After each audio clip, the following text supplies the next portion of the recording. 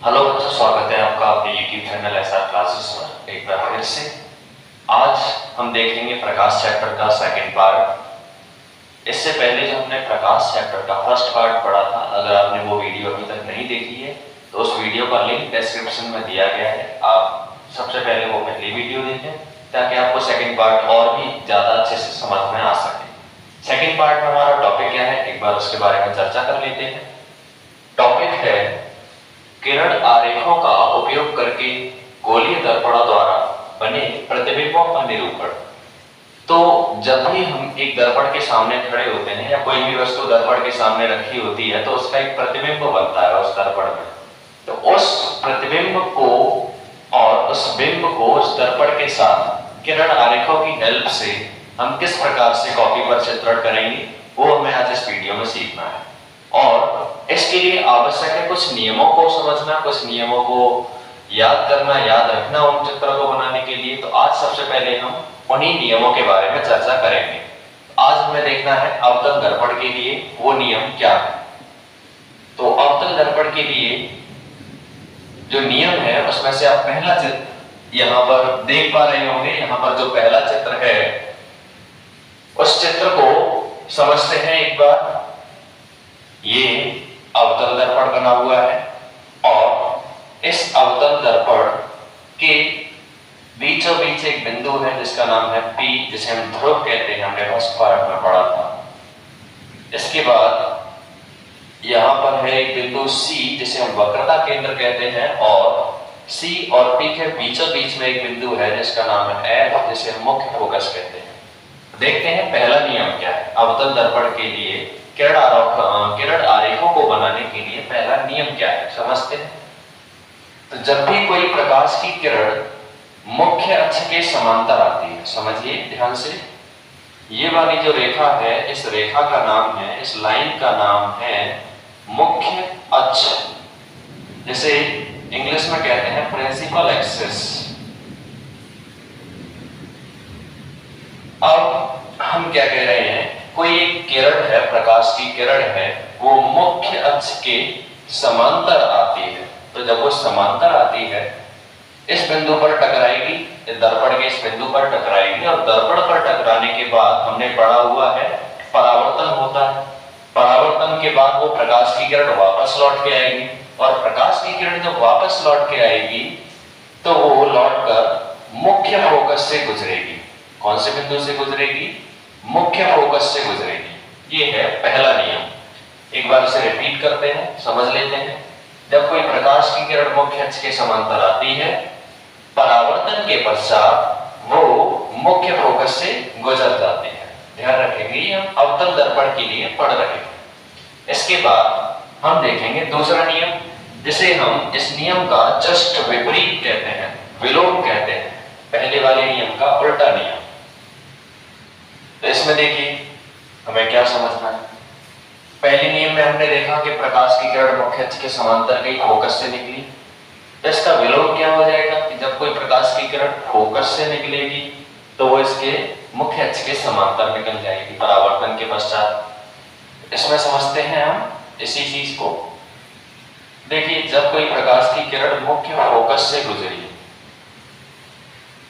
मुख्य फोकस से गुजरी, अब देखिए प्रकाश की किरण गुजरने का अर्थ है, जैसे इस स्थिति में माने तो इस स्थिति के लिए प्रकाश की किरण का जो स्रोत होगा वो मुख्य अक्ष के समांतर होगा।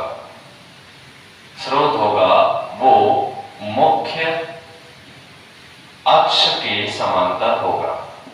ध्यान रखेंगे इस चीज को। इसी प्रकार से इस स्थिति में अगर हम देखेंगे तो प्रकाश की किरण का जो स्रोत होगा, मान लीजिए एक टॉर्च है, तो वो जो टॉर्च होगी इस जगह पर, तो वो टॉर्च इस फोकस की तरफ निर्देशित होगी। प्रकाश की किरण मुख्य फोकस से निकले। तो जब कोई प्रकाश की किरण मुख्य फोकस से निकलती है तो परावर्तन के पश्चात वो मुख्य अक्ष के समांतर निकल जाती है कुछ इस प्रकार से। ये है अवतल दर्पण के लिए दूसरा नियम। दूसरा नियम जो कि हमने कहा पहले नियम का विपरीत है, इसी नियम को एक दूसरे प्रकार से चित्रित और किया जाता है। तो देखते हैं दूसरा प्रकार कौन सा है नियम नियम वही, बस दूसरा चित्र बनेगा इसका इस प्रकार से। देखिए, अब मान लीजिए यही टॉर्च इस जगह पर है, यही टॉर्च इस जगह पर है और प्रकाश की किरण यहां से आ रही है, मुख्य फोकस से गुजरती हुई।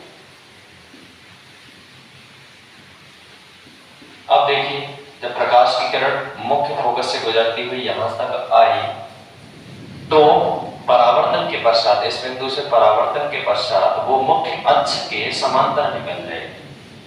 अभी हमने क्या देखा था, टॉर्च इधर थी तो मुख्य फोकस से ऐसे गई, समांतर निकल गई थी।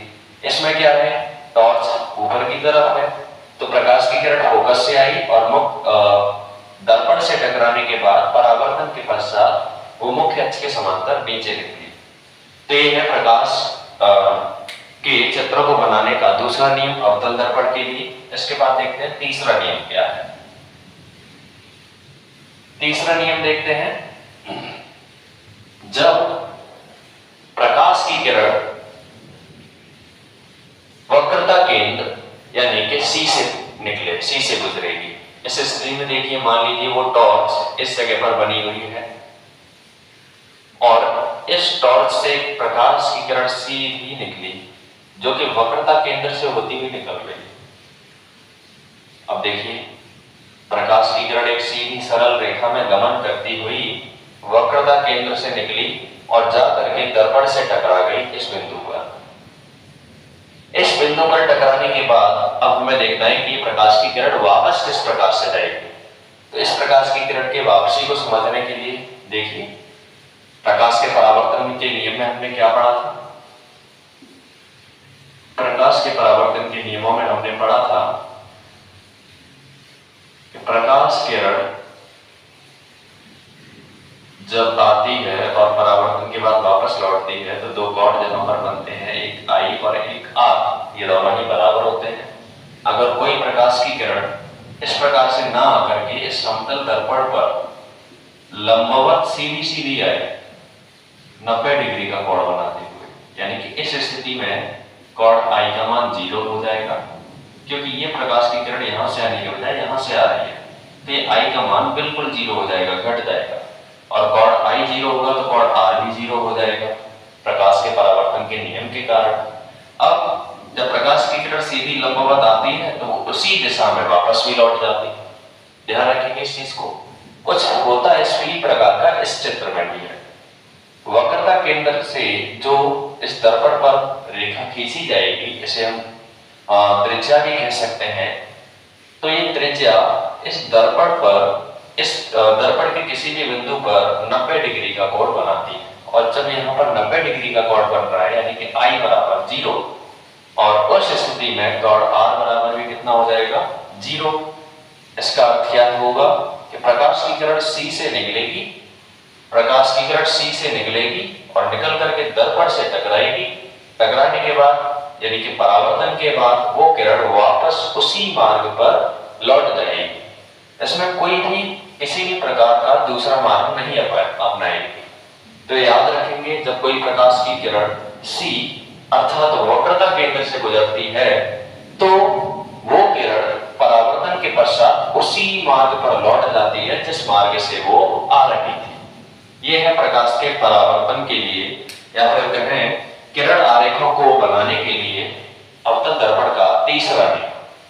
इस तीसरे नियम के बाद समझेंगे चौथा नियम, वो भी कुछ इसी प्रकार का है, प्रकाश के परावर्तन के आधार पर है, जो हमने नियम पढ़े थे। देखते हैं, जब कोई प्रकाश की किरण बिंदु P पर आपतित होती है, यानी कि बिंदु P पर आती है, तो यहां पर एक कोण बन जाता है I। क्यों? क्योंकि बिंदु P पर अगर हम अभिलंब खींचेंगे जो कि C से गुजरेगा तो यह अभिलंब लाइन होगी मुख्य अक्ष वाली। यहां पर जो कोण बन गया I हो गया आपतित कोण, आपतन कोण।